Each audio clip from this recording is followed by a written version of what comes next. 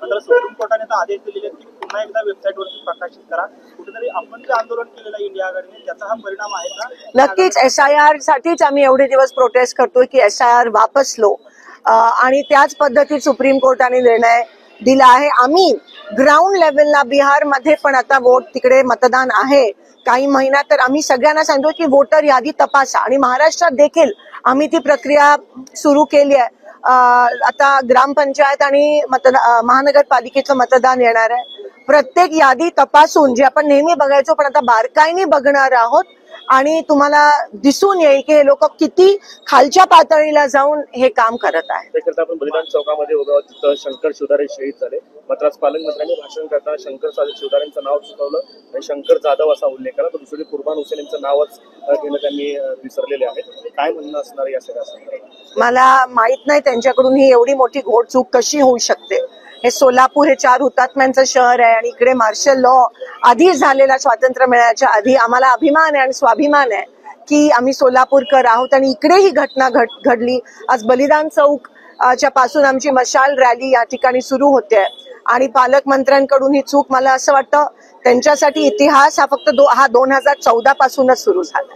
त्यांनी माफी मागणं अपेक्षित होतं. मात्र ते म्हणतात की सगळ्यांचा उल्लेख केलेला आहे, परंतु 4 हुतात्म्यांच्यापैकी एकाच नाव जाणीवपूर्वक वगळलं आहे का असा देखील प्रश्न. आणि ते म्हणतात की मी इथं नवीन आहे त्यामुळे मला माहिती, मला समजून घ्या. पण याच्यात नवीन आणि जुन्याचा ही देशाचा हा महाराष्ट्राचा सोलापूरचा इतिहास आहे.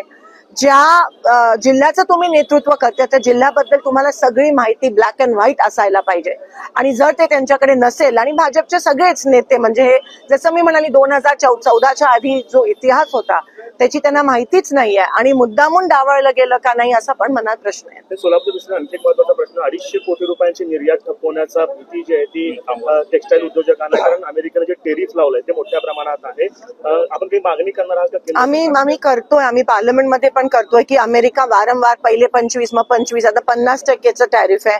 एवढं कमकुवत आपला देश ग्लोबली कधीच झालं नव्हतं आणि ह्याच्यासाठी कारणीभूत हे सरकार आहे आणि या देशाचे पंतप्रधान आहेत की ट्रम्प सारखं ट्विट करून धमक्या देशाला, आपल्या देशाला धमक्या कधीच मिळाल्या नव्हत्या. म्हणजे त्यांना काय वाटतं की आपल्यावर ते बॉसिंग करू शकतात आणि आपली लोक, आपल्या देशाची जी हुकूमत आहे किंवा पंतप्रधान आहे ते काही बोलत पण नाही आहेत ह्याच्या विरोधात. आज ट्रम्प आणि रशियाचे राष्ट्रपती भेटतायत आणि आपण आज स्वातंत्र्य दिवस साजरा करतोय, पण आज ज्या पद्धतीत पंतप्रधानांनी बोलायला पाहिजे होतं या देशाबद्दल आणि टॅरिफच्या विरोधात ते बोललं जात नाही आणि ही खूप मोठी खंत आज या ठिकाणी व्यक्त करावीशी वाटते. आपली फॉरेन पॉलिसी पूर्णपणे फेल झाली.